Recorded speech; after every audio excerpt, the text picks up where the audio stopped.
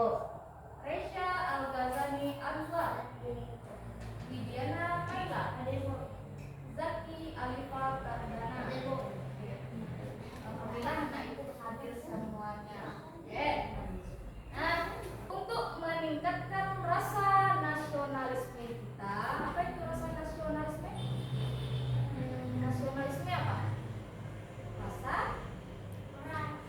cinta tanah air. Untuk meningkatkan rasa cinta kepada tanah air kita, mari kita nyanyikan salah satu lagu nasional, yaitu lagu Garuda Pancasila.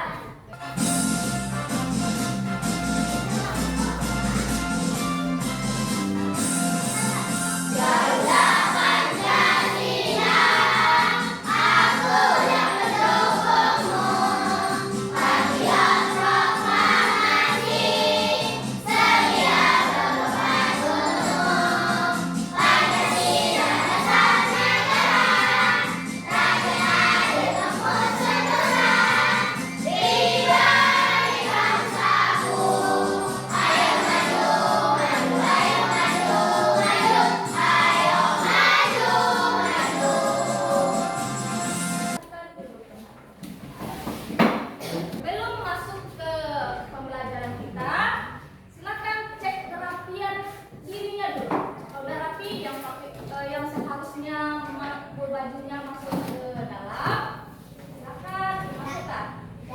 Nah, sudah rapi? Sudah siap untuk belajar? Bagaimana kabar anak itu hari ini? Sehat. Sehat semua? Sehat. Ada yang sakit? Tidak. Ada nggak yang merasa kesal hari ini? Tidak. Happy? Happy? Dunia terus mengalami perubahan. Iya apa tidak? Ya.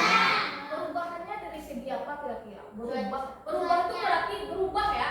Semakin berkembangnya zaman, itu dunia juga akan ikut berkembang. Kamu juga harus ikut. Jika zaman berkembang, ya kamu harus ikut.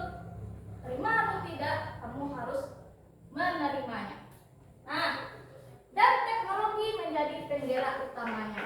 Contohnya, kamu menggunakan handphone, ada yang menggunakan, ada yang tidak. Ya, handphone itu juga hasil dari kecanggihan teknologi. Contoh lain apa? Contoh lain, di suatu negara ini sudah menerapkan teknologi yang canggih.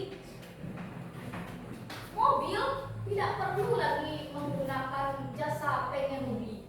Ya, dia bergerak sendiri. Percaya atau tidak saya? Percaya. Kenapa percaya? Karena zaman semakin canggih. Siapa yang tidak mau mengikuti perkembangan teknologi, lambat laun akan tertinggal. Kita ice breaking dulu. Nah, ice breakingnya berjudul up and down. Pernah dengar kata up and down? Up apa? Up ke atas, naik, ya. Kalau down, ke bawah atau turun. Oke, sekarang kita akan memainkan ice breaking up and down. Kodenya apa? Kodenya tanda panah ke atas, kemudian tanda panah ke bawah. Kalau tanda panah ke atas, posisi kamu berdiri, tangan di atas. Nah, kalau nampak panah ke atas, berarti kamu berdiri, dari duduk berdiri, tangan ke atas. Nah, kemudian kalau panahnya ke bawah, tudong. Nah, posisi kamu setengah berdiri, tangannya di pinggang. Oke, kita coba praktekkan. Oke, siap? Siap. Oke. Kalau ibu bilang up, berarti nanti posisi buku ini ya. Nah, kita up. Lagi up. Ya, oke. Down. Setengah. Ya, oke, setengah. Ya, itu setengah berdiri ya. Oke, bisa? Lagi up. Down. Bisa? Kamu lihat perintahnya, ini perintah pertama ya. Perintah pertama tapi diulangi sebanyak 2 kali. 1, 2, 3. Up, down, up, down. Lagi, up, down, up, down. Oke, lanjut. Down, down, up, down, down, up. Oke. Lagi, yang terakhir. Up, up, down, up, down. Lagi. Up, up, down, up, down. Oke. Permainan tadi membentuk sebuah pola atau kode, ya Pak Ida? Nah, apa kodenya tadi? Tanda panah ke atas, panah ke bawah. Itu tanda kode. Nah, kalau di suatu komputer, kamu akan menemukan itu. Sama halnya dengan yang akan kita pelajari hari ini. Kita akan belajar pengetahuan paling mendasar dari ilmu coding, yaitu berpikir komputasional. Tujuan pembelajaran kita hari ini ada 2. Yang pertama, melalui diskusi kelompok, peserta didik mampu memahami konsep dasar berpikir komputasional dalam kehidupan sehari-hari dengan benar. Kemudian, setelah itu, melalui demonstrasi, peserta didik mampu menguraikan dan memberikan contoh penerapan berpikir komputasional untuk menyelesaikan masalah sehari-hari dengan tepat. Apakah Nak Ibu tahu aplikasi ini? Semuanya tahu? Pertama, apa aplikasi? Pernah buka itu? Pernah pasti. Nah, apa gunanya itu? Mencari video. Ya, melihat video. Kemudian yang kedua apa ini? Tahu Nah Ibu ya. Pernah buka TikTok semuanya? Oke. Di TikTok itu apa isinya? Apa Nak? Video pendek. Nah, kemudian yang ketiga apa ya? WA. WhatsApp. Untuk apa ini? Untuk komunikasi. Untuk menelpon misal video call. Yang keempat? Gojek. Aplikasi Gojek. Yang kelima Shopee. Apa itu Shopee? Untuk belanja. Bu akan menayangkan sebuah video. Kamu silahkan simak videonya ya. Pengenalan computational thinking. Hai teman kece, coba tebak apa artinya computational thinking atau berpikir komputasional? Adakah yang bermata jeli dan melihat kata komputasional di sini? Jadi mungkin ada hubungannya dengan komputer ya? Iya, betul sekali. Jempol buat kamu yang sudah menebak dengan benar. Berpikir komputasional adalah proses berpikir untuk menyelesaikan masalah dengan efektif dan efisien. Dalam ilmu komputer, proses berpikir ini dilakukan sebelum mulai menulis coding atau pemrograman. Jika sudah direncanakan dengan baik, maka coding yang ditulis akan sesuai dengan kebutuhan dan dapat diselesaikan dengan cepat dan tepat. Tapi ternyata berpikir komputasional juga bisa dilakukan tanpa komputer dan tanpa internet loh. Malah sebenarnya kita pun sudah menerapkannya dalam kehidupan sehari-hari. Mulai dari membuat sendiri, mencatat ringkasan pelajaran, hingga menyiapkan tas untuk sekolah besok. Wah, kalau kita sudah bisa menerapkannya setiap hari, berarti kita semua sudah mahir dong. Belum tentu. Contoh-contoh tadi kan menerapkan berpikir komputasional pada masalah yang sederhana. Masih banyak nih masalah yang lebih kompleks, seperti misalnya mengatur keuangan bulanan, apa yang harus dilakukan kalau kamu tersesat di tempat baru, hingga memilih jurusan dan karir. Lalu yang lebih penting lagi, ketika kamu dewasa nanti, kamu akan menghadapi era industri 4 dan bahkan 5. Di sini kamu perlu kecakapan untuk memanfaatkan dunia digital, mulai dari mencari dan memilah informasi yang kamu perlukan, hingga menggunakan informasi itu untuk membuat keputusan penting dalam hidupmu. Berdasarkan video tadi, apa saja bagian-bagian berpikir komputasional tadi? Apa tadi ada 4 kan? 1. Dekomposisi.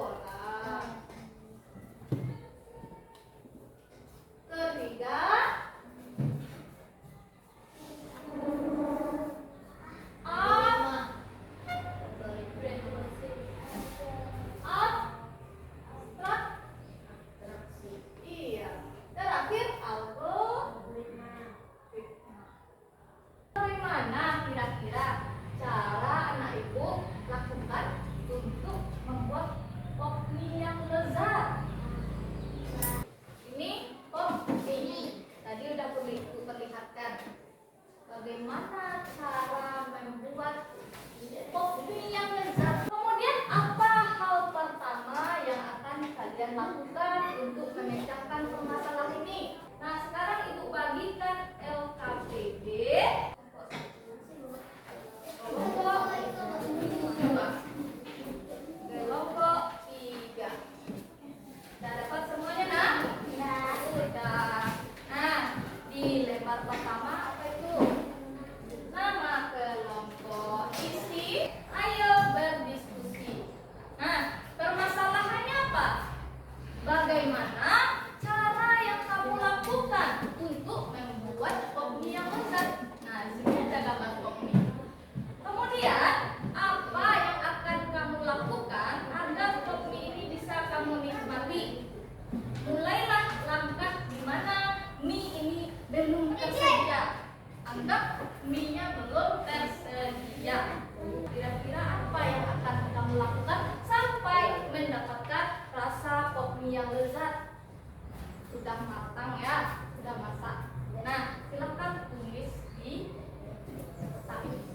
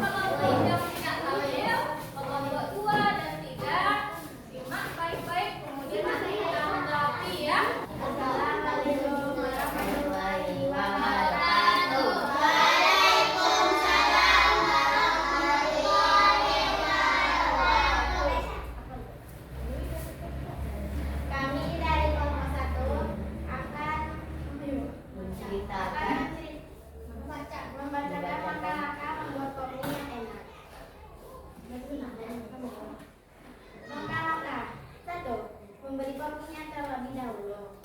2. Siapkan air panas yang sudah dimasak. 3. Membuka bumbu kopi tersebut. Lalu, masukkan bumbu tersebut ke dalam wadah kopi. 5.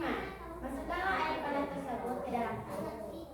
6. Tutup cup tersebut, tunggu 1 menit. 7. Sambil menunggu, siapkan panci rebus dan api telur. 8. Setelah masih mendidih, masukkan telur tersebut. 9. Setelah memasak, bukalah kulit-kulit.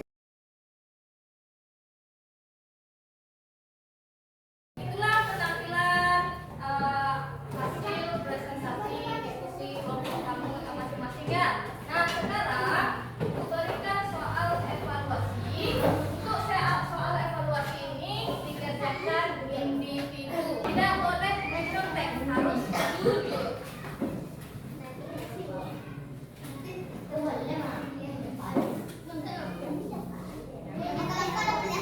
Tidak boleh mencontek sendiri-sendiri.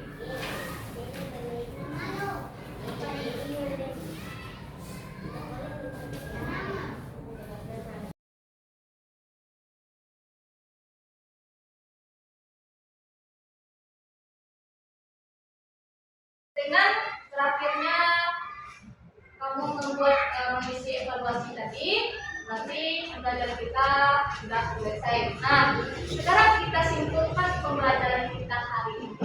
Nah, kesimpulannya adalah apa yang telah kita lakukan tadi adalah praktik dari berpikir komputasional. Berpikir komputasional tadi ada 4. Yang pertama, dekomposisi. Kemudian pengenalan pola, abstraksi, dan algoritma. Kita tutup pembelajaran hari ini dengan bersyukur. Alhamdulillahirabbil alamin. Assalamualaikum warahmatullahi wabarakatuh. Waalaikumsalam warahmatullahi wabarakatuh.